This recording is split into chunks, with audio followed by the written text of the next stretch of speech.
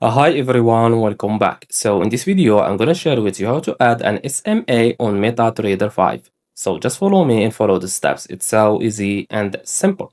So first of all, open your MetaTrader 5, then go to the top left and click on Insert. Go to Indicators, Trend, and choose this one, Moving Average. Click on it. Now you can choose the period from here. So I will type, for example, 50.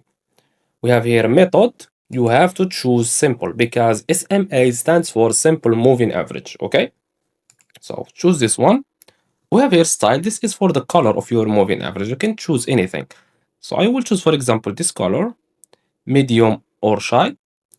And we have here the thickness of your SMA. So I will choose, for example, this one and click on OK. Now this is our SMA, the 20 SMA. And that's it. So I hope you found this video helpful.